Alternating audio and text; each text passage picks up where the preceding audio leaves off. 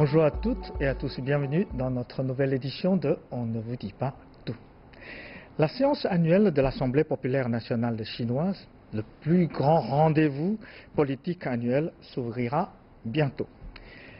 Vers le mois de mars, pendant près de 2 semaines, à peu près 3000 députés vont discuter de l'avenir de notre pays, mais aussi pour voter de la nouvelle loi.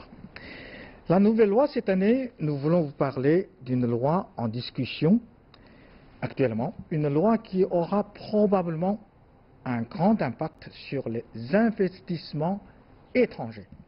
Et aujourd'hui, nous sommes très heureux d'avoir 2 invités, 2 professionnels, 2 spécialistes juridiques, 2 connaisseurs de cette loi, pour nous donner une explication, surtout une réponse.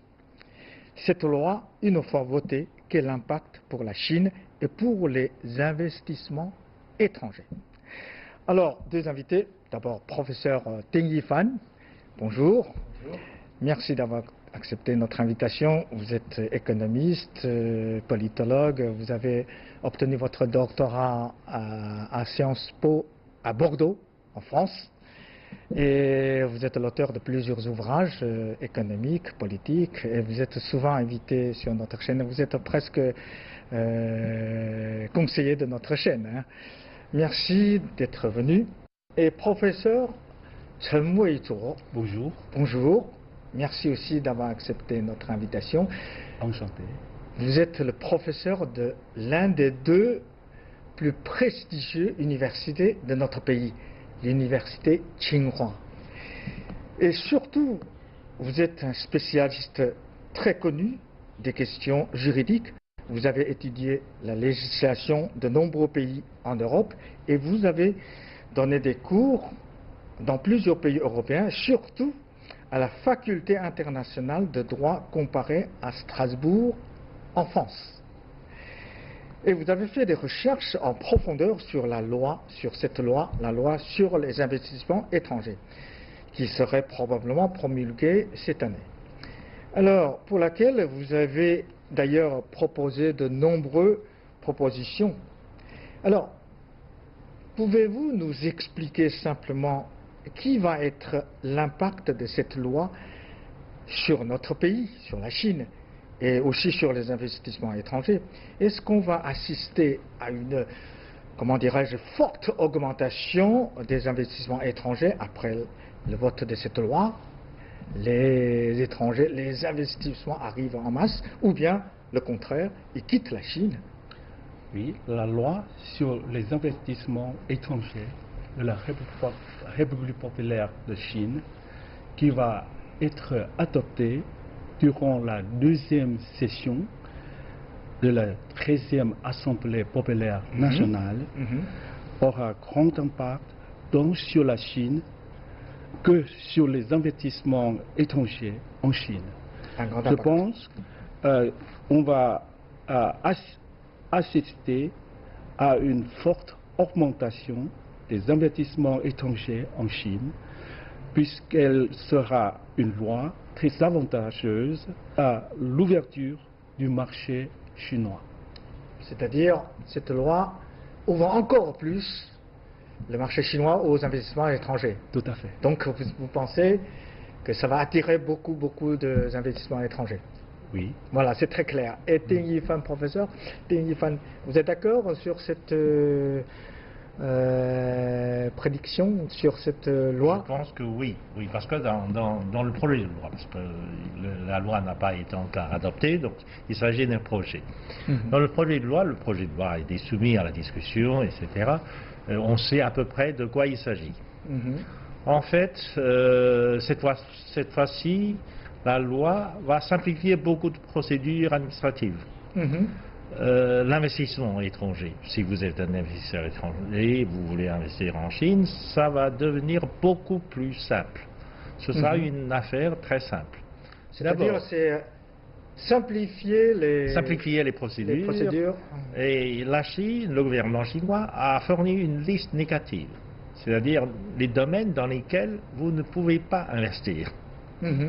Autrement, en dehors de cette liste négative, vous êtes permis d'investir dans tous les domaines non mentionnés par la liste négative, puis il n'y aura plus de procédure d'approbation. Donc c'est simplifier beaucoup de choses. Et les investisseurs étrangers, s'ils investissent dans les domaines en dehors de cette liste négative, bénéficient d'un traitement national. C'est comme un Chinois, comme un investisseur chinois ou comme un citoyen chinois. C'est-à-dire simplifier d'abord tous les formulaires, procédures d'investir en Chine. C'est un point très important. Effectivement, je pense que quand on investit plus facilement, on vient plus souvent. Bon, professeur Chen Wei-Zhou, alors, pour vous, à part de simplification de mesures, de procédures pour investir en Chine, quelles sont les mesures les plus importantes pour vous au sein de cette loi sur les investissements étrangers? Et j'ai remarqué l'un des articles dit notamment « Dès qu'une entreprise étrangère sera inscrite sur le territoire chinois, elle bénéficiera du même traitement qu'une entreprise chinoise. » C'est-à-dire, cela ne va-t-il pas ralentir l'enthousiasme des entreprises étrangères à investir en Chine? Parce que, à ma connaissance, auparavant, surtout dans l'esprit de beaucoup d'autres Chinois aussi, on considère que les entreprises étrangères étaient plutôt favorisées par rapport aux entreprises nationales. C'est-à-dire qu'ils ont déjà en fait bénéficié des traitements préférentiels. Voilà. Comme on dit. Alors, est-ce que cette fois-ci, une entreprise étrangère investie en Chine sera traitée comme une entreprise chinoise? Est-ce que cela aide ou pas l'entreprise étrangère? Alors, les mesures les plus importantes au sein de cette nouvelle loi sur les investissements étrangers sont comme suit. Premièrement, les investissements étrangers sont soumis au traitement national avant l'admission et au système de gestion de la liste négative. Deuxièmement, la nouvelle loi applique le principe de la cohérence des investissements nationaux et étrangers. Troisièmement, la nouvelle loi se consacre à créer un environnement des affaires ouvert basé sur des règles juridiques internationalisées et pratiques. Par ailleurs, la loi stipule expressément que le transfert de technologie obligatoire est interdit. Alors, Ding Yifan, en fait, depuis très longtemps, les investissements étrangers sont déjà très massifs en Chine. Oui. Donc pourquoi cette loi alors? Non, pourquoi attire encore? Non, en fait, cette loi est une combinaison des 3 lois précédentes.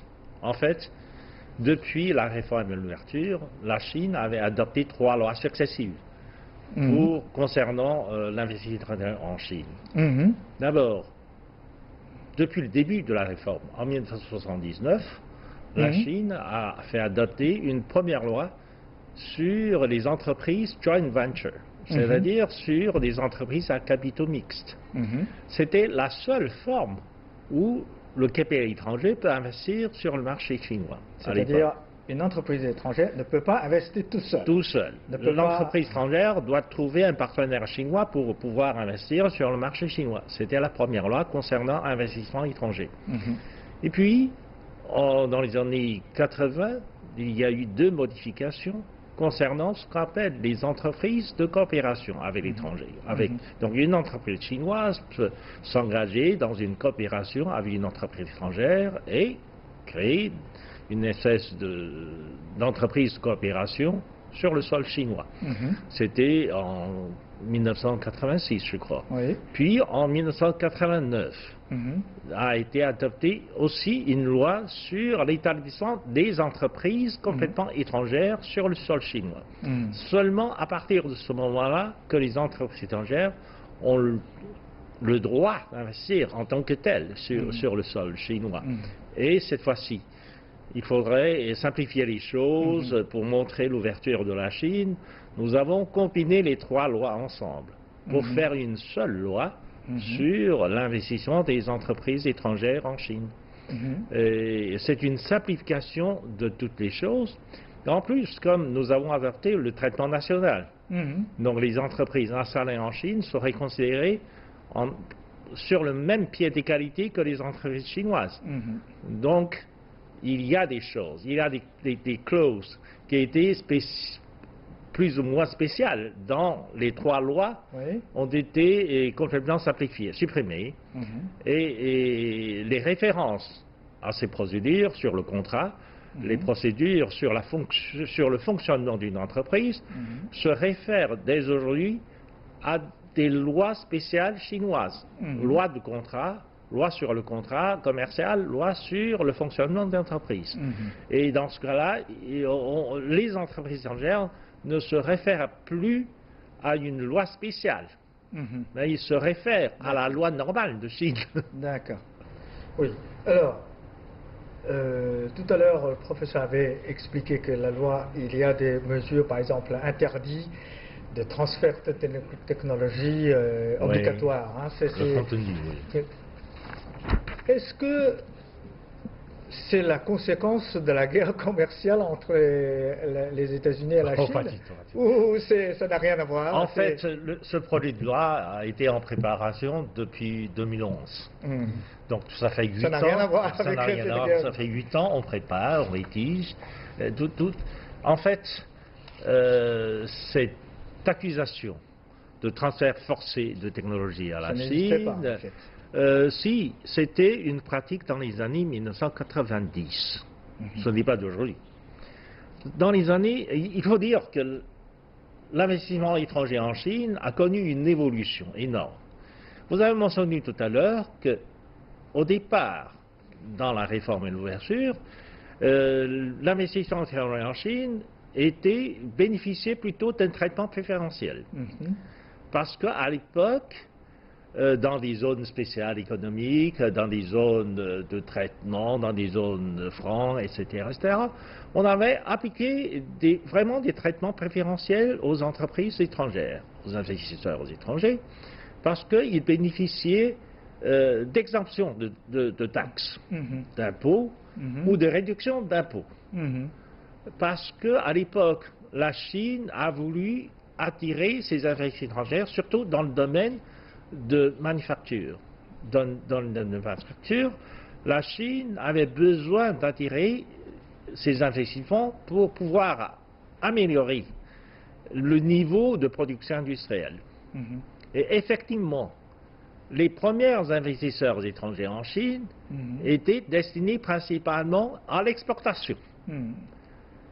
Jusqu'à dans les années 90.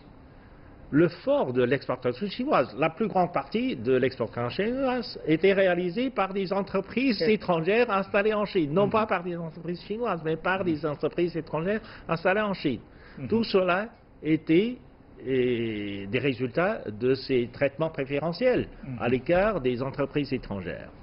Et puis, maintenant, comme le professeur Chen a mentionné, la Chine est devenue un marché mûr. La Chine est devenue le plus grand marché de détail. En dépassant les États-Unis, la Chine est devenue le plus grand marché du monde. Les raisons pour lesquelles les investissements étrangers arrivent en Chine ont changé aussi. Avant, le capital étranger vient investir en Chine pour profiter. La main-d'œuvre, du coût de travail bon marché. Et aujourd'hui, ils viennent en Chine à la recherche de profit pour le plus grand marché, pour vendre ces produits sur le marché. Donc, et pour cela, il faudrait modifier notre arrangement juridique. Donc la loi doit s'adapter à la situation. Il y a un peu ça. Mais la loi, pour s'adapter à cette situation, la Chine passait l'usine du monde à le plus grand marché du monde. Alors, professeur Chen, nous savons tous que la Chine est le deuxième économie. Non seulement deuxième économie, surtout deuxième destinataire mondial d'investissement étranger. Alors, il faut que je... Voilà, 2017, ces investissements représentaient 136 milliards de dollars. La Chine étant seulement dépassée par les États-Unis avec 275 milliards de dollars d'investissements étrangers. C'est 2017, les États-Unis dépassent encore la Chine. Alors, oui, mais en 2016, la Chine était le premier récipient de l'investissement étranger direct. Voilà. Donc, il y a 2018 aussi. Alternativement, la Chine et les États-Unis étaient le premier récipient. Donc ce n'est pas toujours les États-Unis, mais c'est parfois la Chine. Vous avez tout à fait raison, parce que en 2018, mais nous n'avons que le statistique de mi-année. Oui. Alors, les premiers 6 mois de 2018, les investissements étrangers en Chine ont atteint 70 milliards de dollars, qui dépassent les États-Unis sur la même période. Alors, professeur, vous pensez que cette loi peut encore attirer plus d'investissements étrangers en Chine? Il est déjà le premier destinataire des investissements étrangers. Vous voulez être, comment dirais-je? Je pense que oui. Oui, la loi sur les investissements étrangers va entraîner plus d'investissements étrangers en Chine. Ah bon? Oui, parce que c'est une attitude. Le fait même d'adopter une nouvelle loi sur les investissements étrangers montre que finalement le gouvernement chinois a adopté une attitude d'ouverture tous azimuts. Le marché chinois s'offrir davantage aux investissements étrangers dans tout le domaine, dans le domaine de services, dans le domaine financier, dans le domaine... Tout cela, et bien sûr, étant donné la taille du marché chinois, il y aura de plus en plus d'investisseurs étrangers intéressés par ce marché. Mais ce sera une très mauvaise nouvelle pour le reste du monde, surtout les pays qui ont besoin aussi des investissements, non? Il faut voir aussi, la Chine est aussi devenue premier investisseur direct dans le monde. C'est-à-dire la non seulement la Chine reçoit beaucoup de capital à travers le monde, mais la Chine investit aussi. Depuis 2 ans ou 3 ans, la Chine est devenue le premier investisseur dans le monde.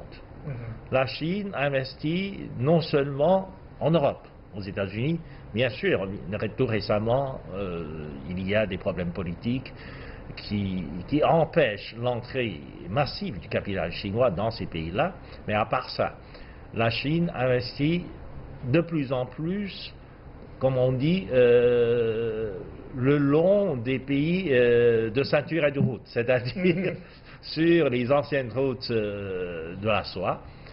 Puis en plus, la Chine investit davantage en Afrique, en Amérique latine, mais aussi principalement en Asie. La Chine, successivement, depuis longtemps, a été premier investisseur pour les pays de l'ASEAN. Par exemple, à un moment donné, l'investissement chinois dans ces pays-là représente plus que la moitié de l'investissement direct étranger qu'il reçoit d'autres pays. Alors, tout à l'heure, vous avez dit que la guerre commerciale entre les États-Unis et la Chine n'a rien à voir avec cette loi, parce que la loi est en préparation depuis beaucoup plus longtemps. Alors, je l'inverse la question. Est-ce que cette loi, une fois votée, dans quelques jours probablement, est-ce qu'il aura un impact sur la négociation entre les États-Unis et la Chine?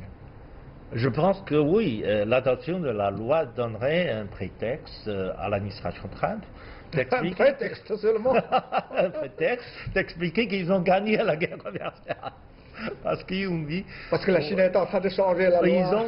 Ils ont mis comme condition de négociation que la Chine cesse, soi-disant, la pratique de transfert forcé de technologie, etc., etc. Mais en fait, cette fois-ci, c'est dit clairement dans la loi, dans la nouvelle loi. Mais en fait, cette pratique a été déjà abandonnée. Parce que oui, et en fait, l'administration Trump a accusé la Chine d'avoir toujours manipulé cet instrument pour forcer des entreprises américaines à transférer leur technologie à la Chine, si elles veulent investir en Chine.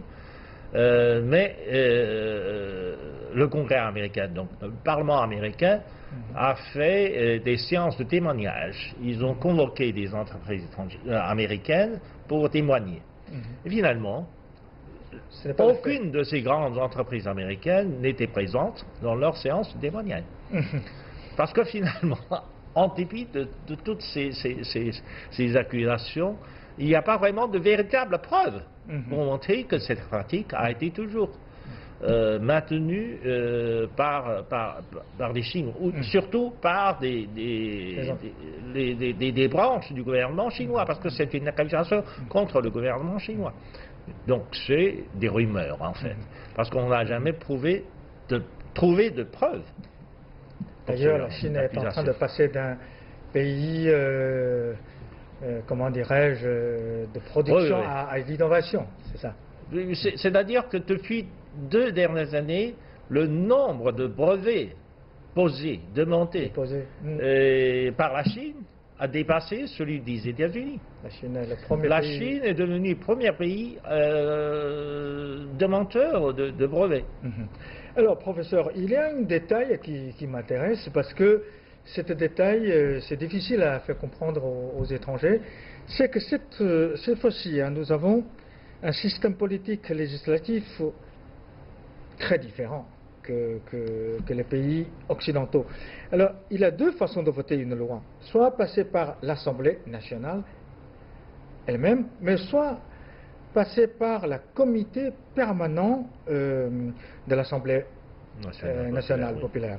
Alors, cette loi, apparemment, il faut être adoptée par l'Assemblée populaire. Pourquoi? D'après l'article 57 de la Constitution de la République populaire de Chine en 1982, l'Assemblée populaire nationale exerce avec son comité permanent le pouvoir législatif. D'où les deux sont organes législatifs chinois. Ils sont l'organe suprême du pouvoir de l'État.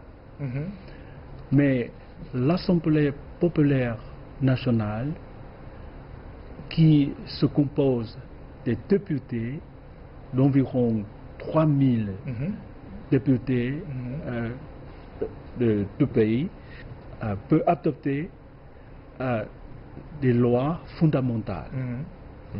Parce que les 3 lois sur l'entreprise étrangère, à savoir la loi sur les entreprises chinoises étrangères à capitaux mixtes, la loi sur les entreprises à capitaux étrangers et la loi sur les entreprises coopératives sino-étrangères furent tous les 3 adoptés par l'Assemblée populaire nationale.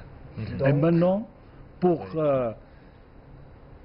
élaborer une nouvelle loi unifiée réglant les entreprises, les investissements étrangers, il faut abroger les 3 lois. Parce que tous les 3 lois ont été adoptées par l'Assemblée populaire nationale, selon, conformément aux dispositions de la Constitution de la Chine et de la loi sur les législations de la République populaire de Chine. Les lois promulguées par l'Assemblée populaire nationale doivent être abrogées par le même organe. D'accord.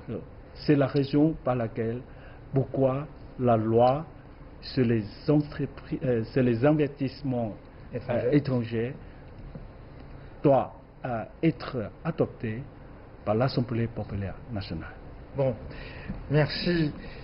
C'est pour cet éclairage très, très important, parce que nos amis étrangers en général ne comprennent pas. Oui. Bon, peut-être la dernière question à Ting ou à tous les deux.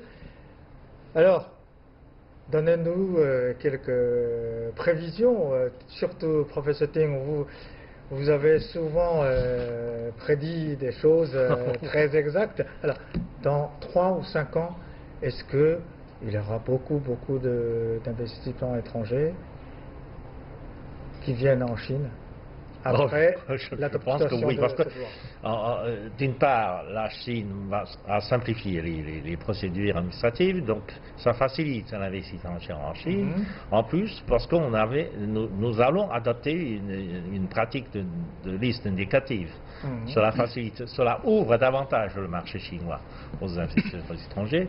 Comme la Chine est devenue le premier marché du monde, il y aura davantage d'investisseurs étrangers qui seraient intéressés par ce marché. Donc on peut logiquement penser que dans 3-5 ans, il y aura beaucoup plus d'entreprises étrangères en Chine. Professeur, vous êtes aussi optimiste que professeur Ting? Oui, je suis tout à fait d'accord avec lui et je suis optimiste. Et maintenant, nous aurons une nouvelle loi sur les investissements étrangers avec une situation juridique tout à fait nouvelle. Et je pense que c'est avantageux pour l'ouverture du marché chinois. Bon, merci beaucoup, merci à tous les deux, merci pour votre éclairage, merci pour votre explication. Je pense qu'après, nos chers téléspectateurs comprendront mieux. Merci. Merci aussi à nos chers téléspectateurs, merci surtout pour votre fidélité et à la prochaine.